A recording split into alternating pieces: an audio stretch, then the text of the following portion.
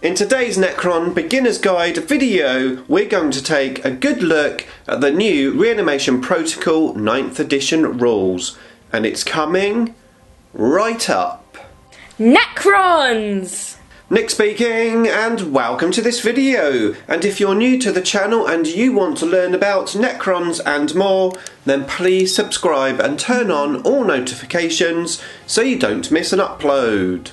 Okay, so here we are again, Reanimation Protocol, but this time for 9th edition. My previous 8th edition video like this one went down very well after having some requests for that video. Well, I've had requests for a 9th edition update, so that's what we're doing today. Now I'm going to cover as much as I can regarding the Reanimation Protocol rules, which from now on I'll be calling RP for short. I'm going to cover all of the basic stuff and hopefully some more advanced stuff to help us learn exactly how to use this rule. Now, if I miss something, or maybe you've got your own ideas regarding this rule, then of course let me know and everyone else in the comments box below, because we're all here to learn. Right, let's go table down and have a look at the new Necron RP rule. Okay, Reanimation Protocol RP. So this is a Necron special rule which we've had, well, basically forever. And it allows us to be more survivable and come back. Originally named Will Be Back. Obviously not from the Terminator film whatsoever. Anyway, in 8th edition we had a pretty cool version of this rule which we've never seen before. And that's where each battle round, each turn, you were able to bring back dead models. Previously, you could only bring them back once, and if they didn't come back that turn, then basically they were dead forever. So it was a very cool and nice rule. However, 8th edition was very much a shooty game, and what tended to happen is your whole unit was wiped out before you could get to do RP, which was then done at the beginning of your turn. Even a big squad of 20 warriors against a competent opponent, they would just shoot the squad until it was fully dead, denying you your RP rolls. Well, things have changed in 8th edition, some for the better, some for the worse, but we've now got to just deal with the new rules, and that's what we're going to look at today. So the first thing we're going to do is just run through the rule and demonstrate how it works, and then we'll look a little bit deeper. So each time an enemy unit shoots or fights, after it makes its attacks, if any model in the unit was destroyed as a result of those attacks, but this unit was not destroyed, this unit's reanimation protocols are enacted and those destroyed models begin to reassemble. Now it's only from attacks that are either shooting attacks or fighting attacks. So in the shooting phase if you get shot at, or in the assault phase in close combat. Now of course your enemy may shoot you in a different phase, like Overwatch for example, that's still classed as a shooting attack. However, psychic attacks that aren't shooting attacks do not count, so you do not get RP against psychic attacks. But shooting attacks, close combat attacks you do, and you get it after the whole unit has shot at you. Now this means you get more of a chance to come back than we previously did, down to the fact that of course we can do our RP before another unit shoots at you. Now bearing in mind here that if you have an enemy unit with mixed weapons, let's say it's a long fang squad and they've got 3 missile launchers and a las cannon, you have to wait until all of those shots have been done before you do your RP. Then if your opponent moves on to a second squad of long fangs, well then you wait for all of those models in the second unit shoots, then you can do your RP. So basically, as long as your unit isn't wiped out from one attack, from one unit shooting or assaulting you, then you get to do your RP. Now the RP is only activated when a model dies. In front of you here we've got 10 Necron warriors, which of course are 1 wounded models. We're going to start with these and then we're going to move up to 2 wounded models and 3 wounded models, just so we can see the difference. So let's say we get shot at by a unit, the whole unit shoots and it does 1 wound. Now if this was a 2 wounded unit, that 1 wound of course wouldn't kill a miniature and you wouldn't activate RP. However, in this instance with the warriors with only 1 wound, one of the warriors basically dies, so you remove it from the unit. You then have a chance to do RP. This warrior has 1 wound, so you get 1 dice, and the standard RP is on a 5+. So you'd roll the dice. If you get a 5, which I didn't, I got a 4. If you get a 5, he would come back. If you don't get a 5, he dies, and no chance of coming back for the rest of the game, with the exception of a couple of things which we will cover later in the video. Now let's say there's another unit now shooting at you, and this unit does a lot more damage after all of your standard saves. Let's say you lose 4 warriors. Well, now at the end of that unit shooting at you, you get a chance to reanimate these ones. In this case, as they're 1 wounded models, you get 4 dice. You roll a dice, any 5s, they come back. We got 1 6 there. So these here are lost, and this guy can come back. Now of course warriors do have a special rule in their profile which says you can re-roll the 1s for your RP rolls. So in the warrior instance I'll actually be able to re-roll those 2 1s and I will get another warrior back. There he is. So these 2 models, before another unit shoot at it, can be returned to this unit, which we'll talk about in just a second. But what's highlighted here of course is it's generally more difficult to kill a whole unit in one go. It also highlights the fact that bigger units are still generally better to take full advantage of RP. So we've got these 2 guys coming back to the unit. How exactly do we place them? Now this is where it gets a little bit interesting because the rule has changed a bit here. Previously you could only bring one of these back within range of a model which hadn't reanimated this turn. However, it's slightly different now. That rule isn't there, so your guys can keep coming back without being in coherency with a model which hadn't reanimated this turn. So if you had a big amount of models coming back, you could really spread your unit out. So now there is one stipulation here. If it's your charge phase and a model dies, let's say from Overwatch, when you place that model back, you're not allowed to place it closer to a unit that you're going to charge. The other stipulation is you can't set up a reanimated model within engagement range of a unit that you aren't already engaged with. Now any model which is returned to the unit which had died previously does not count towards morale for taking morale tests. But if you do lose a model from morale, well, you can't do your reanimation protocol for that particular death. And that's the only stipulations we've got for returning models to the unit. That's it, just those basic rules. Now potentially we could use this to our advantage. Let's say we've got a unit which is clearly going to assault this unit, and then during the shooting phase they use another unit to shoot these, maybe to try and thin the numbers. Well, let's say they do a pretty good job and they kill 3 warriors. 3 of them die. Let's say you do your RP and you roll a couple of 5s. Well, now these guys here you can replace at the back, effectively moving your unit further away from your enemy, making that assault range more difficult. So being able to replace the models after they come back a little bit more freely than we previously were, that's actually pretty powerful. You could also potentially block off another unit. Let's just say you had a Ghost Arc or something back here. When these guys come back, you could potentially just spread them out like this. Obviously you've got to keep unit coherency, but potentially you could use this method to block a charge to another unit. Okay, so how does this all work for 2 wounded units? So in front of you I've got my Necron Pariah, which I now use as a Lich Guard with War Size, and these have 2 wounds each. So it works in pretty much the same way. A unit will select your Lich Guard to shoot at or assault. When they do, you would take your saves as normal. Now let's say you lose 1 wound. Let's say this guy loses a wound. Now your reanimation protocol isn't activated because you've only lost 1 wound.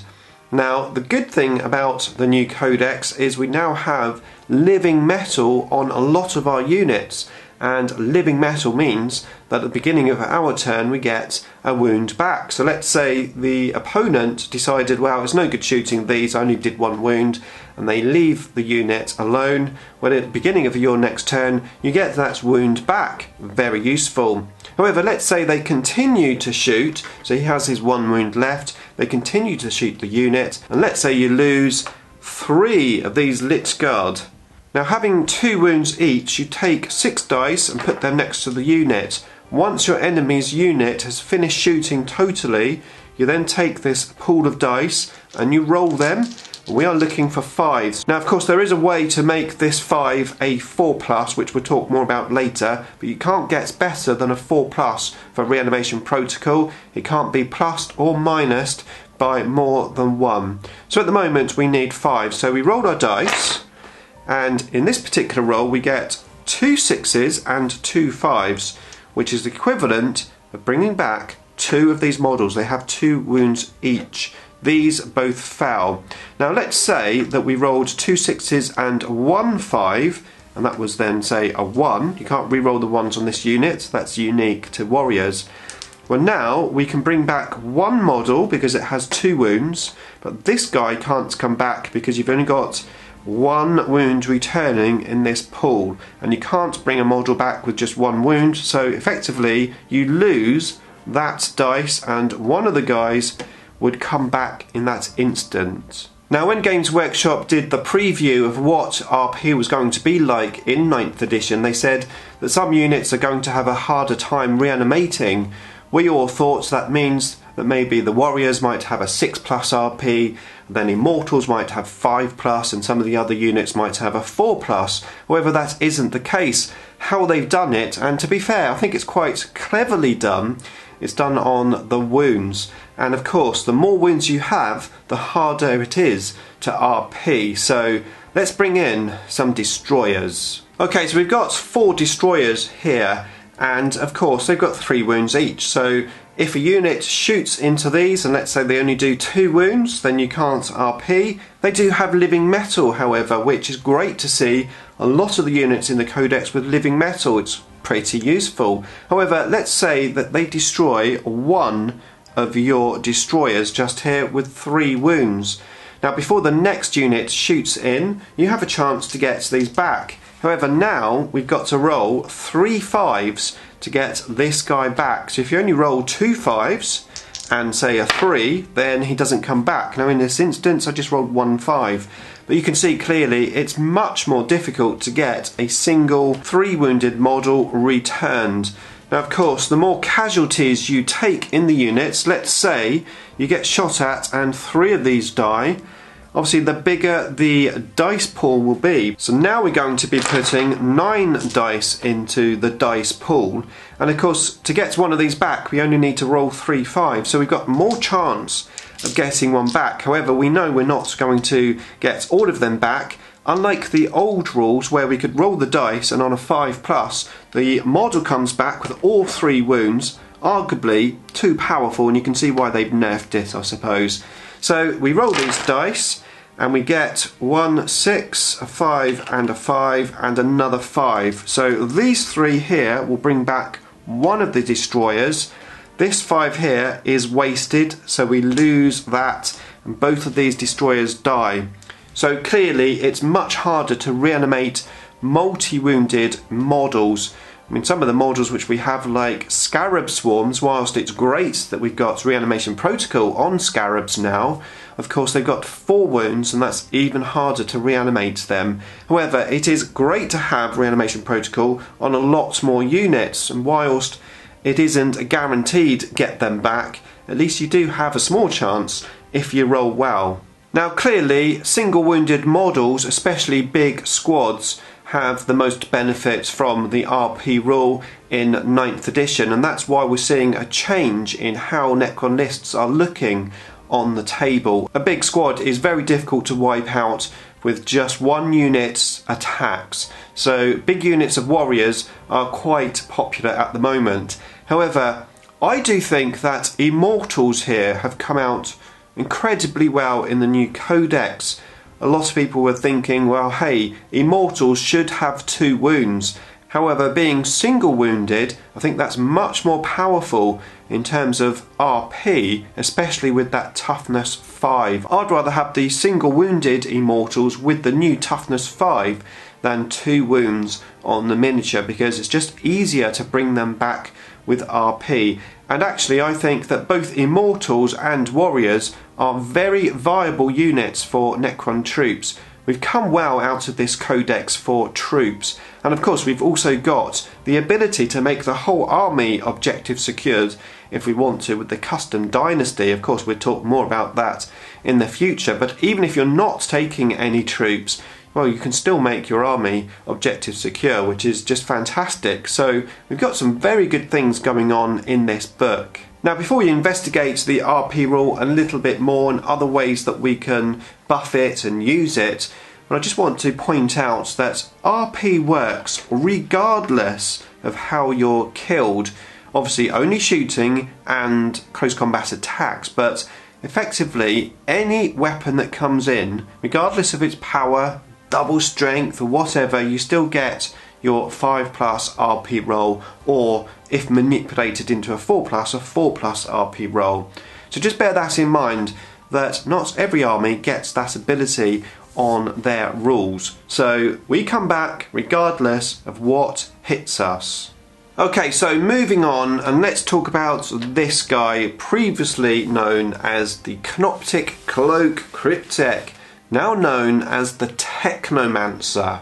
Now previously this unit had an aura ability to basically give +1 to RP for units within 3 inches.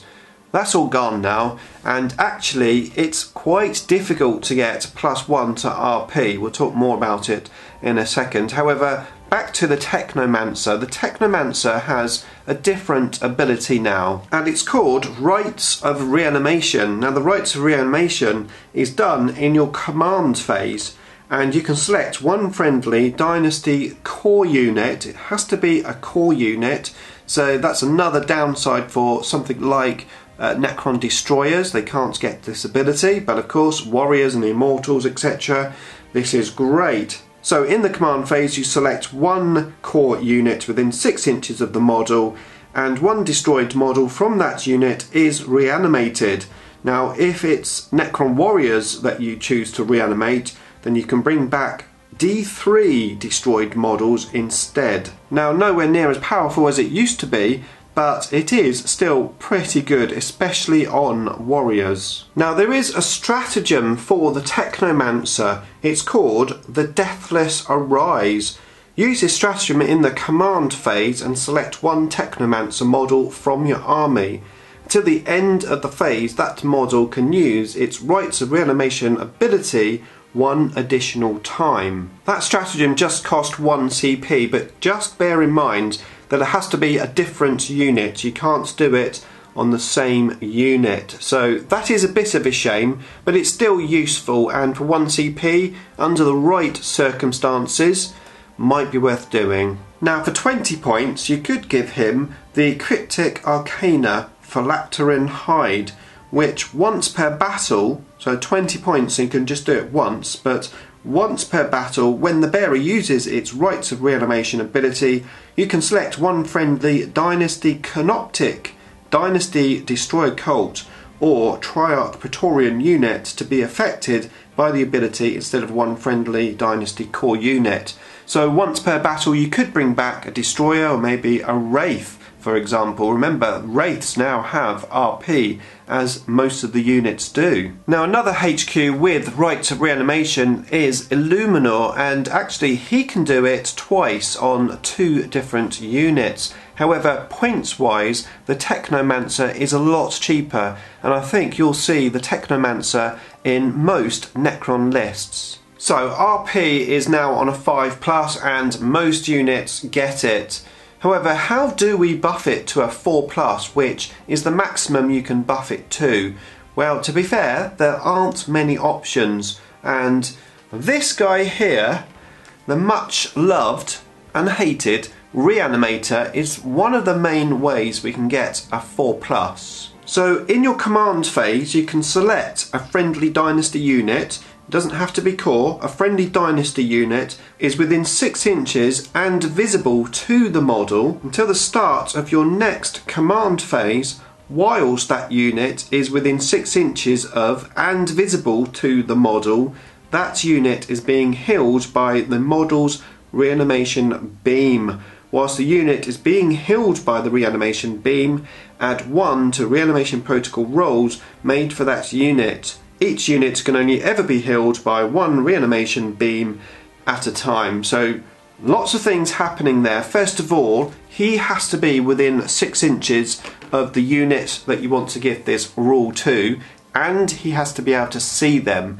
So you can't hide him behind a piece of terrain where he can't see the units that he wants to buff. He has to be able to see them, and then when the unit does an RP roll, they get it on a 4+ as opposed to a 5+. Now there are a few issues here because if I use this unit and I say okay, I'm going to give RP bonus to this unit, well, your enemy is probably not going to shoot at this unit. They'll select another unit. You could say, well, okay, that helps this unit survive, but it's almost wasting the rule, the ability, because it's not an aura ability. You have to select it in your command phase, and of course it only works if you're in range and you can see.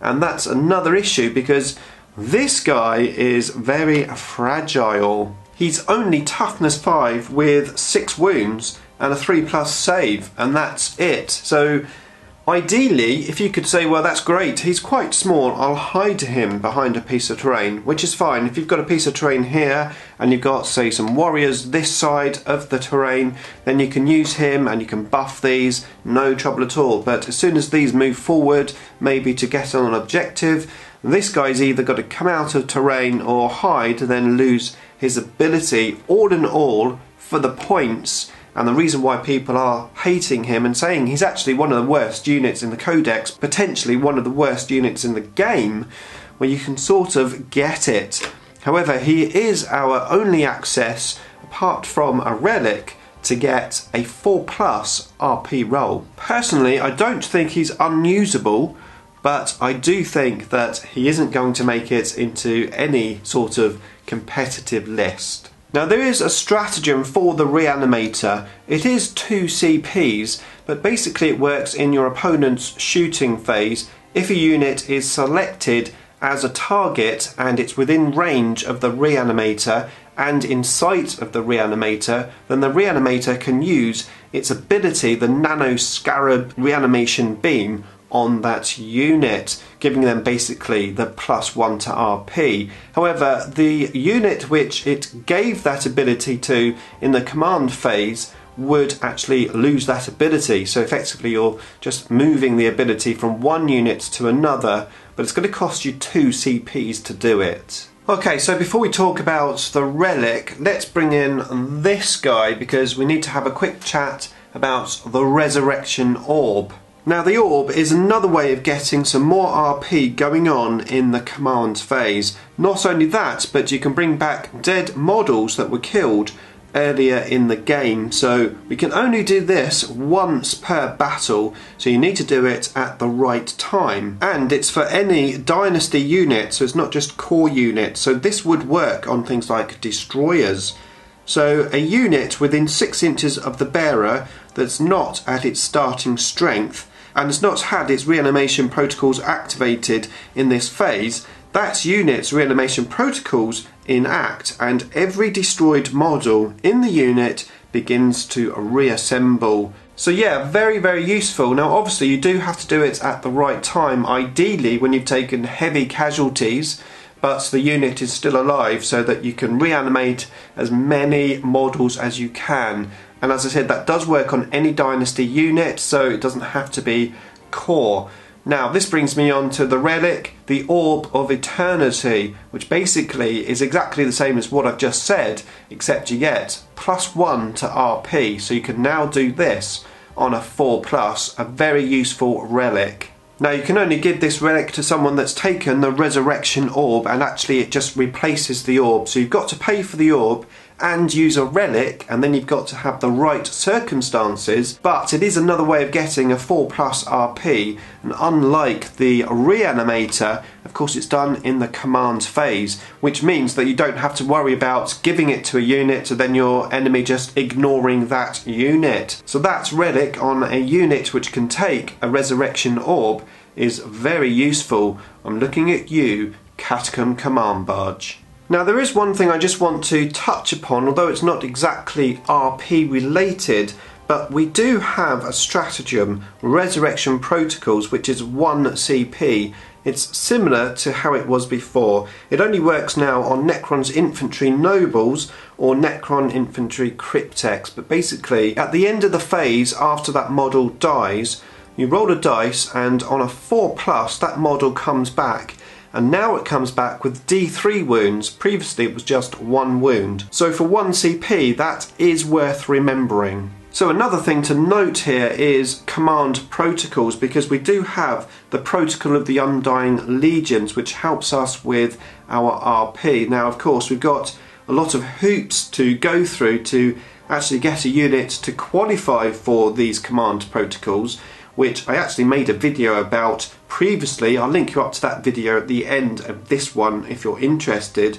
But basically you get to re-roll 1 fouled RP for each unit that qualifies for the command protocols. Okay, so going back to Necron Warriors, and in comes the Ghost Arc, another way of manipulating RP in the command phase.